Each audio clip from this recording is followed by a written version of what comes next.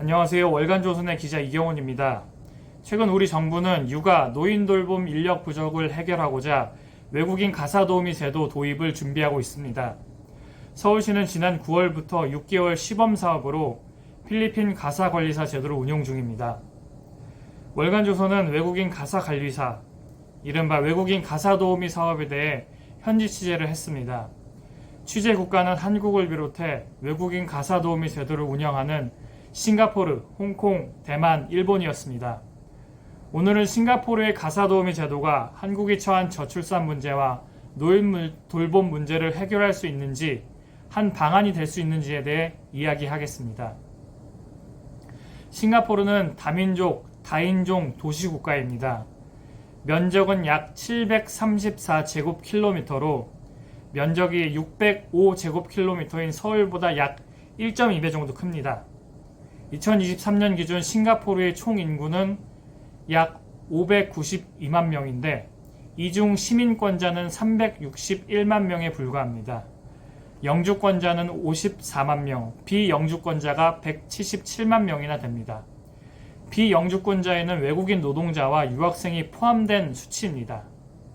중요한 점은 이 전체 외국인 거주자 중 노동자가 약 152만 명을 차지하는데 이는 총 인구의 25.8%에 해당합니다. 싱가포르의 총 인구 4명 중 1명은 외국인 노동자라는 뜻입니다. 싱가포르는 자국 내 노동력 공급이 제한적이기 때문에 외국 인력을 많이 유입하는 데 개방적입니다. 외국인 노동자 중에서 가사도우미로 분류되는 노동자는 약 28만 6,300명으로 외국인 노동자 중 약 18.8%를 차지합니다. 싱가포르의 가구 5곳 중 1곳은 가사도우미를 고용하는 셈입니다. 가사도우미가 싱가포르 경제에 기여하는 비중은 상당합니다. 2018년 자료에 따르면 가사도우미가 싱가포르 경제에 기여한 금액은 약 111억 싱가포르 달러로 이는 GDP의 약 2.7%에 해당합니다. 가사도우미가 기여하는 부분은 여성의 노동시장 참여 활성화와 보육비 절감 효과로 주로 설명이 되는데 여성의 경제활동 증가가 바로 이 가사도우미 덕분이라는 분석이 있습니다. 가사도우미는 그럼에도 본국으로는 약 13억 싱가포르 달러를 송금했습니다. 가사도우미가 본국으로 송금하는 금액보다 가사도우미로 인한 경제적 이익이 싱가포르에는 더 큰 셈입니다. 싱가포르 정부는 가사도우미 제도를 도입함으로써 육아 노인 돌봄 문제를 해결하고 여성의 경력 단절을 막아 출산율을 높일 수 있을 것이라고 기대했습니다. 하지만 싱가포르에서 가사도우미 제도를 도입한 지 45년이 넘었음에도 가사도우미가 출산율 증가에 직접적으로 기여했다는 연구 결과는 없습니다. 이는 가사도우미가 단순히 여성의 경제활동을 촉진하기 위한 정책 중 하나였으며 출산율과 가사도우미의 관계를 명확하게 입증하기 어렵기 때문입니다. 가사도우미 제도의 도입 배경 자체도 저출산 해소보다는 여성의 경제활동 참여 확대에 목적이 있었습니다. 싱가포르는 1978년부터 필리핀, 인도네시아 등 주변국 출신 여성을 가사도우미로 고용하기 시작했습니다. 경제성장기에 내국인 여성을 섬유나 전자 등 고부가가치 산업에 활용하기 위해 돌봄과 가사노동을 외주화하려는 목적이 있었습니다. 가사도우미 제도가 도입된 초기에는 이 가사도우미가 약 5,000명에 불과했지만 1988년에는 가사도우미 수가 그 8배인 4만 명으로 증가했고 이에 따라 싱가포르 내국인 여성의 경제 참여율도 29.3%에서 45.2%로 크게 증가했습니다. 그러나 동아시아 국가들처럼 싱가포르의 출산율은 지속적으로 하락했습니다. 2023년 기준 합계 출산율은 0.97명으로 매우 낮은 수치입니다. 가사도우미는 출산율 증가와는 별개로 돌봄과 가사노동의 부담을 줄이는 데는 효과가 있습니다. 런던 정경대의 알리아 라오 교수는 싱가포르는 경제적, 인구 구조적 이유로 외국인 유치에 힘을 쓰고 있는데 이를 위해 가사도우미가 필수적이라고 말을 했습니다. 가사도우미를 저렴하고 편리하게 고용할 수 있기 때문에 싱가포르의 경쟁력을 유지할 수 있는 하나의 배경이라고 분석했습니다. 싱가포르에는 일반적으로 최저임금 제도가 없다고 알려져 있지만 비자 등급에 따라 최저임금이 달라집니다. 필리핀 출신 가사도우미는 월 700 싱가포르 달러, 인도네시아 출신은 600 싱가포르 달러, 미얀마 출신은 500 싱가포르 달러의 임금을 받습니다. 1 싱가포르 달러는 우리 돈으로 약 1,000원 정도 합니다. 필리핀 가사도우미가 더 높은 임금을 받는 이유는 영어 능력이 뛰어나고 업무 적응 속도가 빠르기 때문입니다. 필리핀 출신 가사도우미는 전체 가사도우미의 50% 이상을 차지하고 있으며 필리핀과 인도네시아 출신 가사도우미의 80% 이상을 차지하고 있습니다. 가사도우미는 2등 노동자로 취급됩니다.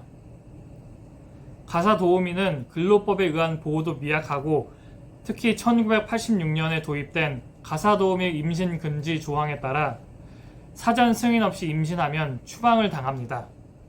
또 가사도우미가 임신을 하면 고용주에게는 벌금이 부과됩니다. 이 때문에 매년 약 170명의 가사도우미가 본국으로 송환되는데 일부는 본국에 송환되는 것을 막기 위해 불법 낙태를 선택하기도 합니다. 필리핀에서 가사도우미로 일하는 밀드레드 훌라탄 씨는 자신의 임금이 싱가포르 중위소득자보다는 작지만 이 적은 임금이 차별이라고 생각하지는 않는다고 말했습니다. 훌라탄 씨는 가사도우미가 출산율을 증가시키는데 직접적인 영향을 미치지 않으며 가사도우미는 그저 가정에서 보조 역할을 할 뿐이라고 설명했습니다. 또 다른 필리핀 출신 가사도우미 메리앤 씨도 가사도우미와 일본 근로자의 임금 격차를 차별로 생각하지는 않았습니다. 가사도우미의 대부분은 매달 고향에 있는 자녀들에게 급여를 송금하며 생활하고 있었습니다. 가사도우미가 출산율 증가에 도움이 된다는 물음에는 가사도우미 대부분이 거의 모두가 출산율 증가에 도움이 되지 않는다고 답했습니다. 저는 현지에서 싱가포르에서 가사도우미를 고용한 한국인을 만났습니다. 이 한국인은 가사도우미 고용비가 자신의 월 소득의 약 3%에 불과하다고 말했습니다. 이분은 가사도우미 덕분에 가사노동에서 벗어나 아이와 더 많은 시간을 보내고 여가도 즐길 수 있었다고 말했습니다. 하지만 한국처럼 200만 원 정도의 고용비가 든다면 가사도우미를 고용하지 않고 자신이 집안일을 직접 했을 것이라고 말했습니다. 가사도우미를 고용한 배경에는 저렴한 고용비가 있었습니다. 가사도우미가 가정교사의 역할을 하기까지에는 한계가 있었다는 지적도 있습니다. 싱가포르의 저출산 문제는 가사도우미 제도를 통해 해결될 수 없었습니다. 싱가포르는 1987년부터 저출산 문제를 해결하기 위해 다양한 정책을 도입했지만 출산율은 지속적으로 하락해 왔습니다. 가사도우미를 고용해 가사노동을 외주화하는 것이 여성의 노동 참여를 촉진하는 데는 도움이 되었으나 출산율은 오히려 낮아졌습니다. 싱가포르 경영대 김성훈 교수는 출산율 하락의 가장 중요한 요인은 문화적 요인이라고 분석했습니다. 김성훈 교수의 분석에 따르면 싱가포르의 중국계 출산율은 0.87명, 인도계는 1.01명, 말레이계는 1.83명으로 인종별 출산율 차이가 문화적인 요소로 설명될 수 있다고 지적했습니다. 즉 출산율에 가장 결정적인 영향을 미치는 것은 문화적 요인이지 가사도우미의 존재 여부가 아니었다는 설명입니다. 김성훈 교수는 한국이 가사도우미 제도를 도입할 경우 출산율 증가와 여성의 노동시장 참여를 촉진할 수 있을지에 대해 의문을 제기했습니다. 가사도우미를 고용할 수 있는 가정은 중산층 이상의 경제적 여력을 가진 가정이 대부분일 것이며 돌봄보다는 영어 교육에 더 중점을 둘 가능성이 있다는 지적입니다. 그리고 싱가포르와는 달리 한국의 주거 환경과 가사도우미의 생활 공간 문제, 외국인 이민 정책 등 여러 가지 문제도 함께 고려해야 할 필요가 있다고 말했습니다. 결론적으로 싱가포르에서 가사도우미 제도는 여성의 경제활동 참여를 촉진하는 데는 기여했지만 저출산 문제 해결에는 직접적인 영향을 미치지 않았습니다. 한국에서 가사도우미 제도를 성공적으로 도입하기 위해서는 사회 전반에 걸친 논의와 합의가 필요합니다.